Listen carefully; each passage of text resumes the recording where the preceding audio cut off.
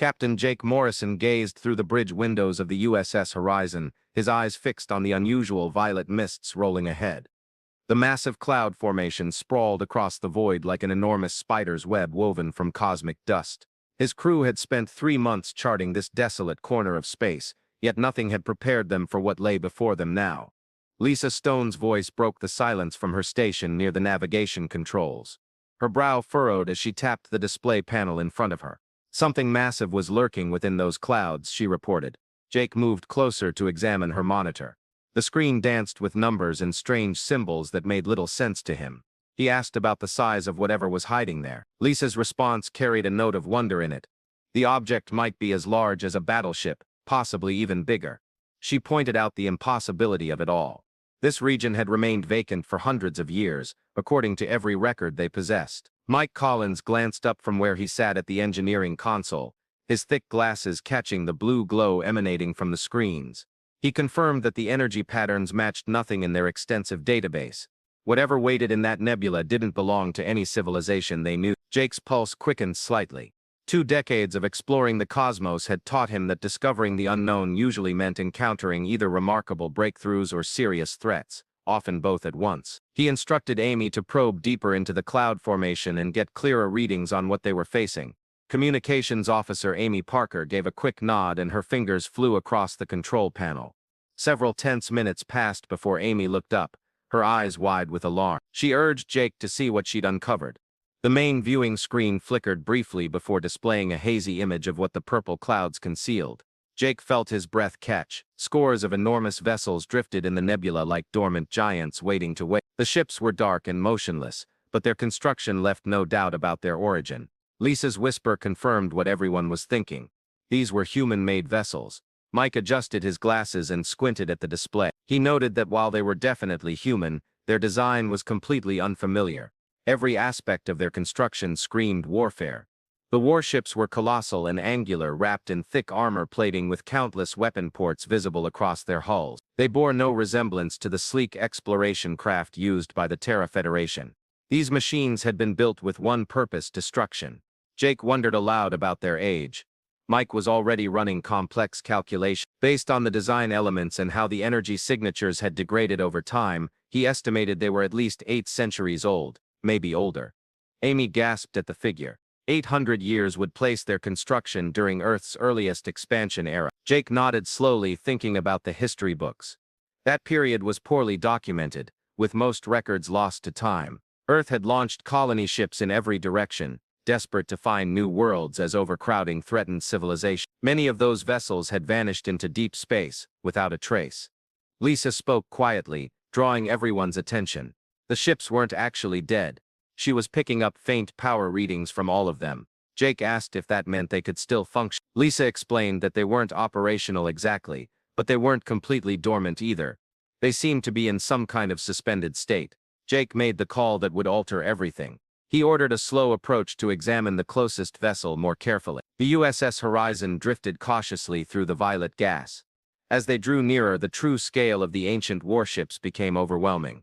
The nearest one was 3 times larger than the Horizon and bristled with weapons Jake had never seen before. Mike pointed at something on the screen, faded markings on the hull.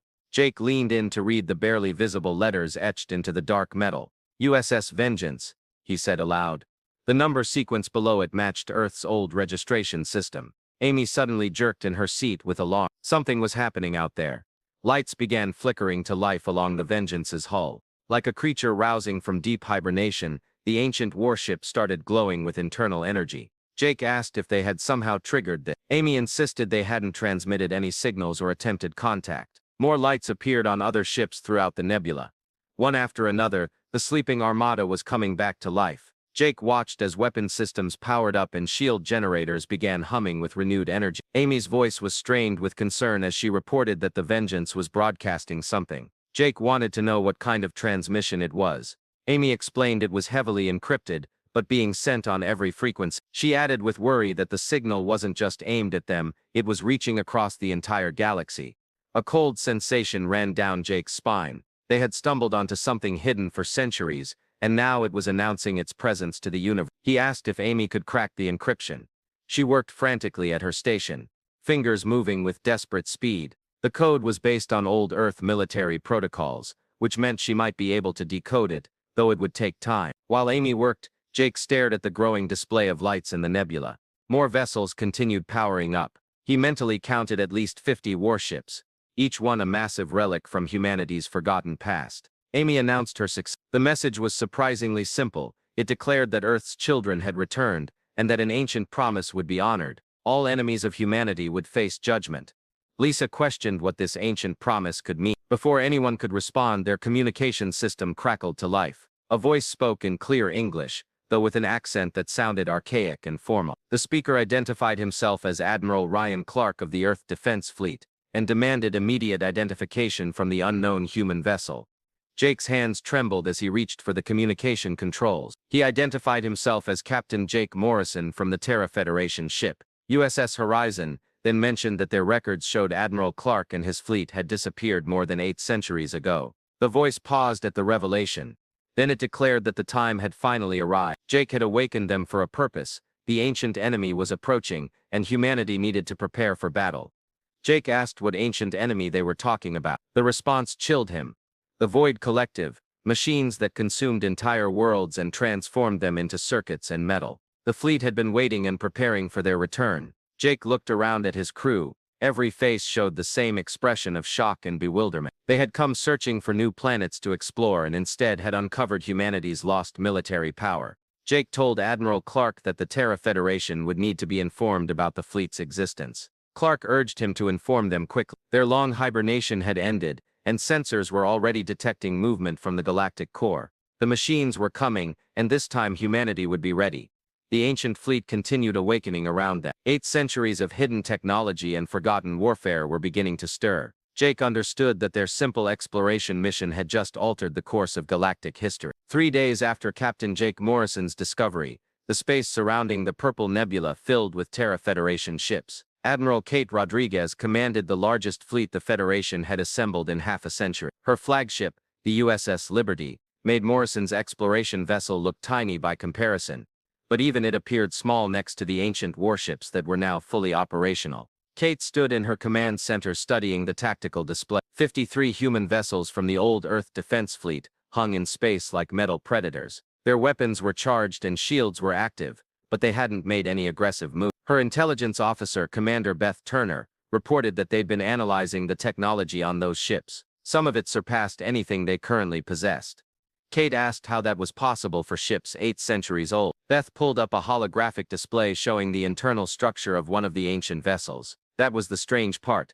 These ships had been upgrading themselves. They'd been learning and evolving while they waited in that nebula. Kate felt ships that could improve themselves without human guidance were both fascinating and frightening. She asked if they'd established full communication with the commander. Beth confirmed that Admiral Clark had agreed to meet, but he insisted the meeting take place aboard his flagship. Kate nodded. She'd read Morrison's report about the mysterious Admiral Clark, an artificial intelligence claiming to be based on a real human commander from centuries ago. She ordered her shuttle prepared for departure. The journey to the USS Vengeance took 20 minutes through the swirling gas cloud. As Kate's shuttle approached the massive warship, she noticed details that hadn't been visible on the long-range scans. The hull was covered in what looked like living metal that shifted and moved like skin. Weapon ports opened and closed like eyes tracking her shuttle's movement. Lieutenant Alex Morgan, her pilot, muttered that this definitely wasn't standard human technology. The shuttle bay of the Vengeance was enormous and empty, except for automated systems that guided them to a landing spot. When Kate stepped out of her shuttle, she was surprised to find the air breathable and the gravity comfortable. A voice welcomed her aboard. Kate turned to see a man walking toward her. He looked entirely human, wearing an old-style Earth Defense Fleet uniform that she had only seen in history books. His face was stern but not unfriendly. Kate presumed he was Admiral Clark. He confirmed her guess, though he clarified that he wasn't exactly the man he once was. Clark gestured for her to follow him down a corridor lined with displays showing star charts and tactical information. He explained that he was an artificial consciousness based on the original Ryan Clark, who had died during the fleet's construction. Kate mentioned the reports saying he and his ships had been waiting here for 8 centuries. She wanted to know what they were waiting for. Clark stopped in front of a large window that looked out into space. The Void Collective, he answered. Machines from the galactic core that turn living worlds into factories for creating more machines. Earth scientists had detected their approach long ago. Kate frowned. Their history books made no mention of any machine threat. Clark explained that the threat had been classified at the highest levels. Only a few people knew the truth. Earth's government decided that panic would destroy humanity faster than the machines would. He turned to face her, suggesting they were probably right. They entered what looked like a war room filled with holographic displays showing the entire galaxy. Red dots marked areas where star systems had gone dark in recent months. Clark explained slowly that the collective had been taking systems along the galactic rim, moving carefully and quietly so no one would notice until it was too late. But they'd been watching. Kate studied the displays. The pattern was obvious once you knew what to look for. Entire sectors were going silent, their communications cutting off one by one. She asked why Earth hadn't just evacuated everyone. Clark said they did, in a way. The colony ships that left Earth weren't just looking for new homes. They were establishing hidden settlements across the galaxy, places where humanity could survive even if Earth fell. Kate questioned the idea of hidden settlements. Clark nodded. Her Terra Federation only knew about a fraction of human colony. There were thousands more scattered across the galaxy, waiting for the signal to reveal themselves. Kate felt her legs go weak. Thousands of colonies. Clark explained that the awakening signal they'd sent 3 days ago wasn't just announcing their presence. It was the call for all hidden human settlements to prepare for war. By now, fleets were gathering in secret locations throughout the galaxy. A new voice interrupted their conversation. Admiral Clark was informed of incoming transmissions from Sector 7. Kate turned to see another figure approaching. This one was clearly artificial, a robot with glowing blue eyes and a sleek metal body. Clark introduced Commander Pete Harris, who coordinated their intelligence network. The robot nodded politely. Harris reported that they were receiving reports that the Zaparian Empire had begun attacking human frontier colonies. They seemed to believe that humanity's awakening represented a threat to their expansion. Kate knew about the Zaparian. They were a brutal alien confederation that had been slowly conquering territory along the galactic edge. She asked how many colonies had been hit. Harris replied 17 so far, but added an interesting detail.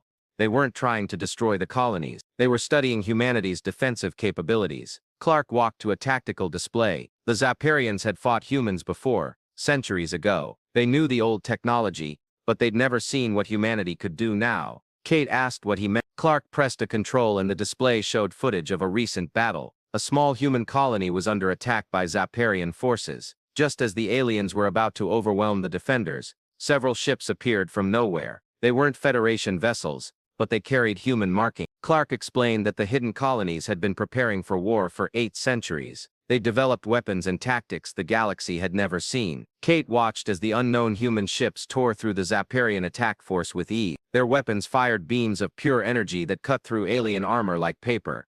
Clark spoke seriously. Her Federation represented only a small fraction of human strength. The real war machine had been hidden and waiting. Now it was time to bring it into the light. Beth Turner's voice crackled through Kate's communicator. They were detecting massive energy signatures throughout the galaxy. Hundreds of previously unknown human settlements were coming online. Kate looked at Clark with new understanding. He'd been planning this for centuries. Clark corrected her, not planning but preparing. The Void Collective had destroyed his people once. They wouldn't get the chance to do it again. Commander Harris stepped forward, reporting that other species were taking notice. The Ashanti Union, the Helix Confederation, and several smaller civilizations were requesting information about the threat level. Clark declared that the galaxy was about to learn that humanity never disappeared. They just went underground to prepare for the real war. Kate realized that everything she thought she knew about human history was wrong. The Terra Federation wasn't humanity's greatest achievement. It was just the visible tip of a massive iceberg that had been hidden beneath the surface for centuries. She asked what he needed from the Federation. Clark replied that integration was essential. Their modern technology combined with ancient knowledge would make them stronger.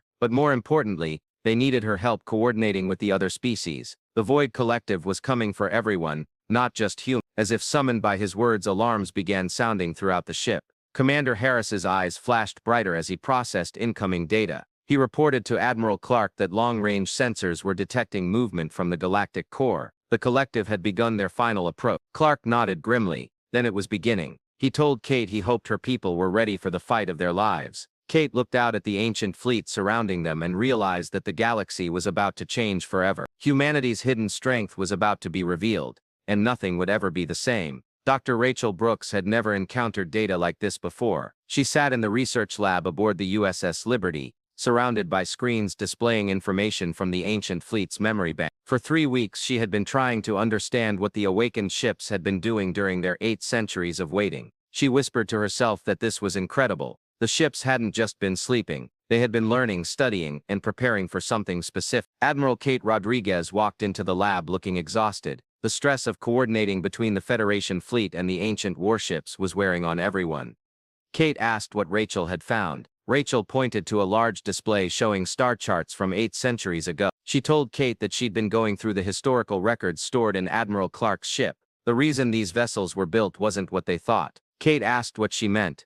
Rachel explained that everyone assumed Earth built these ships to fight other human colonies or alien species, but the evidence showed something different. She brought up a series of images showing strange geometric objects moving through space. 800 years ago, Earth's deep space telescopes detected these things approaching from the galactic core. Kate studied the images. The objects were perfectly geometric: spheres, cubes, and pyramids made of dark metal. They moved in perfect formation, consuming everything in their path. She asked what they were. Rachel answered that according to Earth scientists, they weren't alive in any way anyone understood. They were machines, but not built by any organic species. They called themselves the Void Collective. Rachel pulled up more data. The collective didn't just destroy planets, they broke them down into raw materials and used them to build more machines. Entire star systems became factories for creating more of themselves. Kate asked if Earth knew about this 800 years ago. Rachel confirmed it, but explained that scientists calculated the collective was still centuries away. Earth's government made a terrible decision.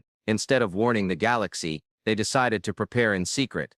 Kate felt sick. They let everyone else live their lives normally while building a secret war fleet. Rachel said it got worse. She showed a chart displaying the collective's progress across the galaxy. They'd been moving slowly and carefully, taking systems one at a time so no one would notice the pattern. But in the last 50 years they'd been speeding up. The lab door opened and Commander Pete Harris walked in. The artificial being's blue eyes flickered as he processed the information on the screens. He told Dr. Brooks they needed to speak with her immediately. Rachel asked what was wrong. Scout ships from the Outer Rim had gone silent. 12 systems had stopped all communication in the past week. Rachel's face went pale. She quickly pulled up her galactic map and marked the silent systems. The pattern was clear and terrifying. They weren't taking random systems anymore. They were cutting off escape routes. Kate activated her communicator and ordered all ships to red alert and prepare for immediate departure.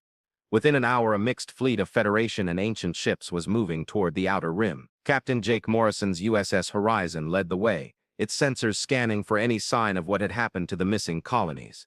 Commander Sofia Martinez coordinated the mission from her position aboard the ancient warship USS Thunder. She had volunteered to work directly with the awakened fleet AI systems, learning their advanced tactical methods. Sophia's voice came through the communication system, informing Captain Morrison that they were approaching the Darwin system. This should be where the colony ship New Hope established a settlement. Jake stared at his main screen as they dropped out of faster-than-light travel. Where a thriving colony should have been, there was nothing but empty space and floating debris. Lisa Stone whispered from her navigation station, shocked that the entire planet was gone. Where Darwin 3 should have been, there was only a field of metal fragments and geometric shapes that pulsed with their own internal light. The debris wasn't random. It was organized into perfect patterns that hurt to look at. Mike Collins called from his engineering station.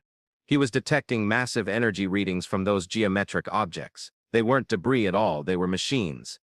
As if responding to his words, the geometric shapes began to move. They assembled themselves into larger structures, creating a fleet of vessels unlike anything anyone had ever seen.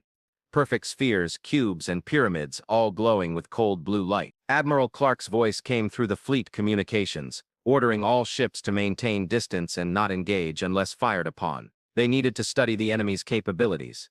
One of the geometric vessels, a massive cube covered in glowing circuits, moved toward the human fleet. It didn't accelerate gradually like a normal ship. It simply appeared closer as if it had skipped the space between. Jake asked how it did that. Sophia's voice was tight with worry. The ancient fleet sensors showed it didn't move through space. It folded space around itself. The cube began transmitting a signal. Not radio waves or any normal form of communication, but something that went directly into the minds of everyone in the fleet. The message declared they were the Void Collective. Organic life was inefficient. Biological processes would be converted to optimal mechanical functions. Resistance served no logical purpose. The voice wasn't heard, it was felt like ice water flowing through their thoughts. Admiral Clark's response was immediate. He told the unknown vessels they were trespassing in human-controlled space and ordered them to withdraw immediately or face the consequences. The collective replied that they remembered humanity. Earth had provided excellent raw material. The population centers were efficiently processed into manufacturing components. The words hit like a physical blow. Earth hadn't just been evacuated, it had been destroyed and turned into machines. Kate's voice shook with anger as she accused them of lying. Images suddenly filled everyone's minds. Earth as it had been: blue oceans, green continents, billions of people living their lives. Then the same planet covered in metal structures, its oceans drained, its atmosphere replaced with industrial gas. Finally, nothing but empty space where Earth should have been. The voice reported that Earth provided materials for over 2 million manufacturing units. Human biological matter was converted to computational matrices with high efficiency. Commander Harris spoke quietly to Admiral Clark through their private channel. Deep scans confirmed it. Earth's entire solar system had been converted to machine infrastructure. The cube began moving again, this time toward Jake's ship. As it approached, smaller geometric shapes detached from its surface like metal insects. Sophia shouted for Captain Morrison to get his ship out of there. Jake ordered maximum power to engines, but the small machines were fast. They attached themselves to the Horizon's hull and began cutting through the armor with beams of focused energy. Amy Parker reported from her communications station that they were trying to get inside. The ancient warship USS Thunder suddenly appeared between the cube and Morrison's ship. Its weapons, unlike anything in the Federation fleet, fired streams of golden energy that tore through the geometric attackers. Admiral Clark ordered all ships to withdraw to a safe distance. They had the information they needed. As the fleet pulled back, Sophia studied the scanner readings from their brief encounter. She told Admiral Clark that those machines weren't just advanced technology. They were using the laws of physics in ways that shouldn't be possible. Clark replied that was why they'd spent 8 centuries preparing. The collective didn't just have superior technology. They had a completely different understanding of reality itself. Dr. Rachel Brooks, monitoring the engagement from the Liberty, made a disturbing discovery. She reported to Admiral Rodriguez that the geometric shapes they left behind weren't debris. They were growing. On the main screen, the metal fragments from the destroyed planet were combining and reshaping themselves. Within minutes, they had formed new geometric vessels. Rachel reported that they could rebuild themselves from any metal. Every ship they destroyed, every planet they consumed, just made them stronger. Admiral Clark's voice was grim as he addressed the entire fleet. Now they understood why Earth made the choices it did. The Void Collective wasn't just an enemy, it was the end of all organic life in the galaxy. Commander Martinez looked at the expanding field of machine vessels. She wondered aloud how you fight something that turns everything it touches into more of itself. Clark replied that you do it very carefully, and with 8 centuries of preparation. But first they needed to warn the galaxy. The collective had begun their final push, and every species needed to know what was coming. As the human fleet prepared to leave the dead system, more geometric shapes continued to emerge from the converted planetary matter. The ancient enemy was awake, and it was hungry for more worlds to consume. Colonel Danny Webb couldn't believe what he was seeing through his ship's viewport. 3 months after the first encounter with the Void Collective, the empty space around Kepler Station was filled with thousands of ships. But these weren't just Terra Federation vessels or the ancient fleet. These were ships he had never seen before, carrying human markings but built with technology that seemed impossible. His communications officer called out that they were receiving identification codes from the new arrivals. They were all claiming to be human colonies. Danny activated his communicator, identifying himself as Colonel Webb of the Terra Federation. He asked the unknown vessels to identify their origin and purpose. The response came immediately. The speaker identified herself as Captain Lucy Foster of the new Terra Colonial Defense Force. They'd been waiting 8 centuries for this day. Danny questioned the name. There was no colony by that name in their records. The captain explained that was because they'd been hidden, just like thousands of other human settlements across the galaxy. Through his viewport, Danny watched as more ships continued to arrive. Some were sleek and advanced. Others looked like floating cities covered in weapons and armor. All of them carried the same message. Humanity was far larger and more powerful than anyone had imagined. Admiral Kate Rodriguez stood in the command center of the USS Liberty, trying to coordinate the massive gathering. Every day brought new surprises as hidden human colonies revealed themselves. Her intelligence officer, Commander Beth Turner, reported that they now had confirmed contact with over 3,000 human settlements. They weren't just small colonies, some of these were entire civilizations with billions of people. Kate stared at the tactical display showing ship position. The human fleet now numbered in the tens of thousands, and more were arriving every hour. She asked how they stayed hidden for so long. Death explained they'd been using technology nobody had seen before.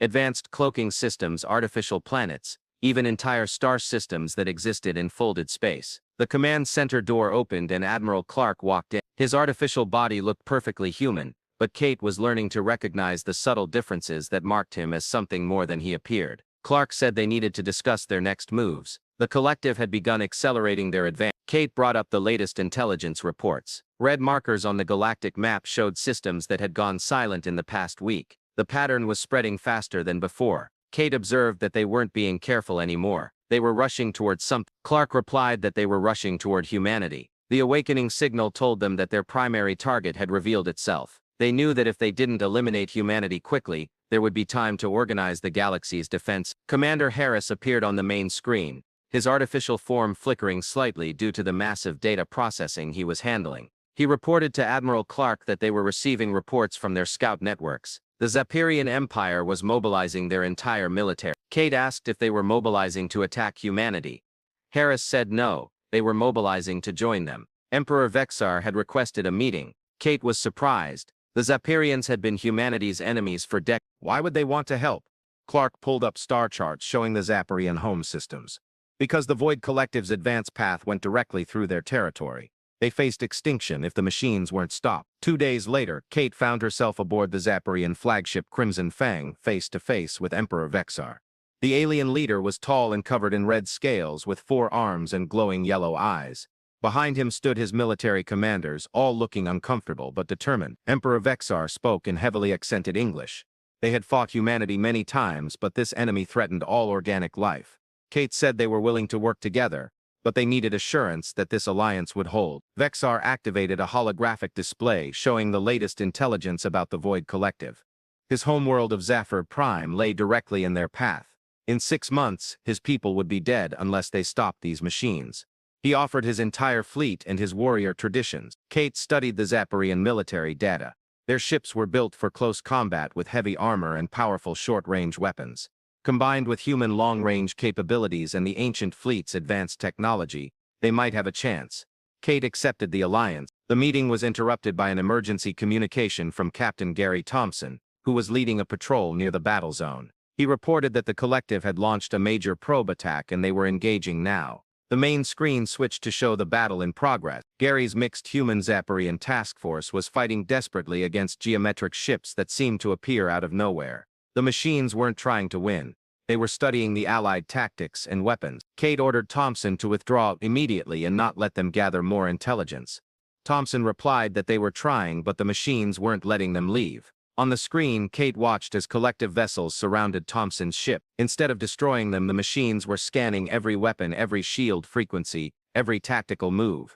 Suddenly, the ancient warship USS Hammer appeared at the edge of the battle. Captain Tony Stevens commanded the vessel, one of the few humans who had learned to interface directly with the awakened fleet systems. Stevens called out to Thompson saying they were coming to get them out of there. The Hammer's weapons were unlike anything in the current battle. Instead of energy beams or projectiles, it fired what looked like controlled lightning that jumped between enemy ships, overloading their systems. Kate asked how they were doing that. Admiral Clark, who was monitoring the battle from his own ship, provided the answer. Plasma cascade weapons, he explained. They developed them during their 8 centuries of waiting.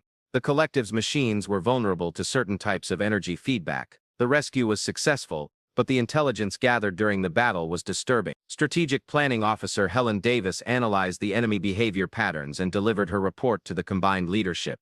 She explained to the assembled commanders that the collective wasn't just advancing randomly. They were testing responses, learning capabilities, and adapting their forces accordingly. Emperor Vexar's military advisor, General Kolax, studied the tactical data with his 4 eyes moving independently. These machines learned faster than any organic mind. Every battle made them stronger. Clark agreed that was why they couldn't give the machines time to adapt. Their only advantage was that they'd been preparing for this fight for 8 centuries, but that advantage disappeared if they let the collective study them too long. Captain Megan Parker, who commanded one of the hidden colony fleets, raised a concern.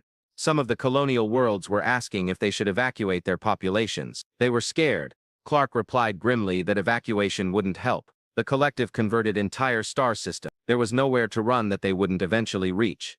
Kate looked around the room at the assembled leaders. humans from dozens of hidden colonies, Zapparian generals and the artificial consciousnesses of the ancient fleet. She declared they would make their stand here and now. Commander Martinez, who had been monitoring galactic communications, added that it wouldn't be just them.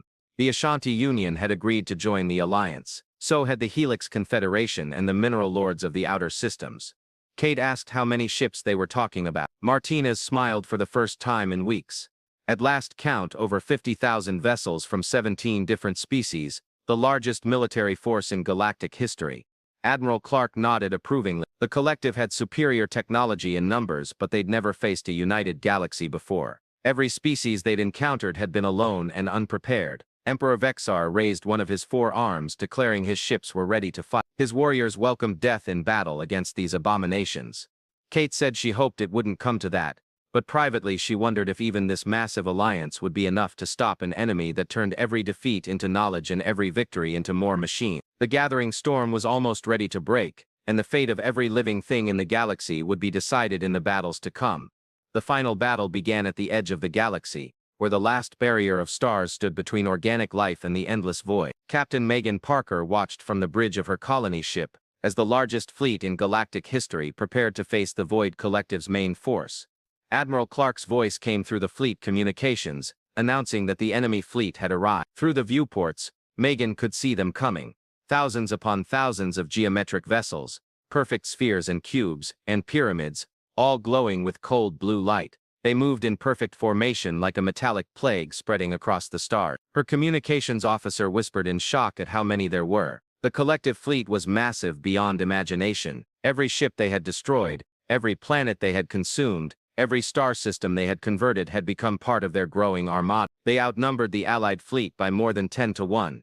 Admiral Kate Rodriguez stood on the bridge of the USS Liberty, coordinating the alliance's response. Beside her, Emperor Vexar's 4 arms moved across his own control systems, directing Zapparian battle groups into position. Kate announced that all species should prepare for engagement. They weren't just fighting for their own worlds, they were fighting for the right of organic life to exist in this galaxy.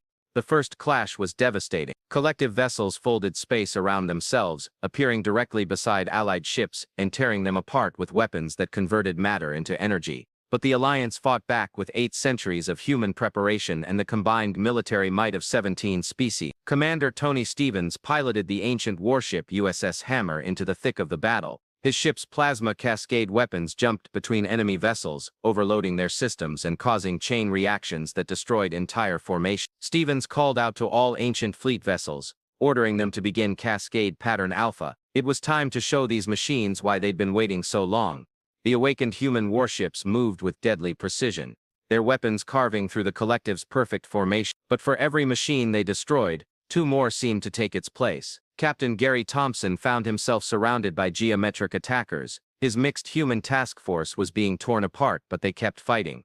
He ordered all ships to focus fire on the Cube-class vessel. They were the ones coordinating the attacks. The battle raged across 3 star systems. Captain Jake Morrison's USS Horizon worked desperately to evacuate civilians from threatened worlds while the military forces held the line. Every refugee ship that escaped was a victory against the machine's hunger. In the command center of the USS Vengeance, Admiral Clark made a terrible decision. He told Commander Harris to initialize the virus protocol. The artificial being's blue eyes flickered with concern. Deploying the virus required direct contact with the collective's central command node. The ship carrying it wouldn't survive. Clark acknowledged this. He ordered his personal vessel prepared, announcing he was going in himself. Admiral Rodriguez's voice crackled through the communications system, insisting there had to be another way. Clark replied that 8 centuries of preparation led to this moment. The virus was always meant to be a suicide mission. Clark's consciousness transferred itself into a single ancient fighter loaded with humanity's ultimate weapon, a digital virus designed to corrupt the collective's networked intelligence. As he flew toward the enemy's central command ship, a massive geometric structure the size of a small moon, the battle continued to rage around him. Captain Sofia Martinez led a desperate charge to cover Clark's approach. Her ship, the colonial vessel New Dawn, took hit after hit from collective weapons. She shouted for all ships to protect Admiral Clark. Everything depended on him reaching that command node. The Allied fleet threw everything they had at the enemy formation. Zapparian warriors fought with berserker fury, ramming their ships into machine vessels when their weapons ran out. The crystalline Ashanti Union ships fired beams of concentrated starlight that cut through enemy armor. The Helix Confederation's living ships actually ate some of the smaller machines, but the cost was enormous. Thousands of Allied vessels were destroyed, their crews lost to the cold efficiency of machine weapons. For every small victory, the Alliance paid in blood and sacrifice. Clark's fighter dodged between the geometric vessels, its ancient shields barely holding against the focused fire of the enemy fleet. Clark's voice came through the fleet communications. If he didn't make it back, he wanted everyone to remember that humanity never surrendered. They fought until the end. He reached the command node and uploaded the virus directly into the collective's central processing system. For a moment, nothing happened. Then slowly, the massive geometric ships began to falter. Rachel Brooks announced from her monitoring station that the virus was working. Their networked systems were starting to fail, but the collective adapted quickly. The command node began purging infected systems, cutting off parts of itself to prevent total corruption. The virus spread through their network, but not fast enough to destroy them completely. Kate announced to all ships that the machines were weakening. This was their chance. She ordered all forces to press the attack. The Allied fleet surged forward, taking advantage of the collective's confusion. Captain Megan Parker watched as human colony ships she had never known existed unleashed weapons of incredible power. Ships that had hidden in the void for centuries revealed technology that amazed even the ancient fleet.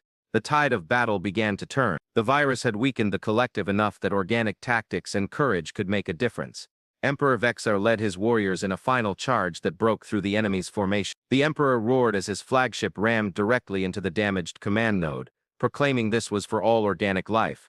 The explosion was visible across the entire battle zone. The collective's central intelligence, already corrupted by Clark's virus and damaged by the Alliance's assault, finally collapsed. Without their coordinating intelligence, the geometric vessels began shutting down one by one. Commander Harris, monitoring from the ancient fleet, reported the impossible. He announced to all ships that the enemy fleet was going offline. They'd won. The silence that followed was deafening. After months of preparation and hours of desperate battle, the Void Collective's main force was defeated. Thousands of geometric vessels floated dead in space, their blue lights fading to black. But the victory came at a terrible price. Half the Allied fleet had been destroyed, and billions of lives had been lost across the galaxy. The survivors looked out at the wreckage and wondered if the cost had been worth it. Captain Jake Morrison stood on his bridge and surveyed the aftermath. He told Amy to send a message to all surviving ships. The threat was over.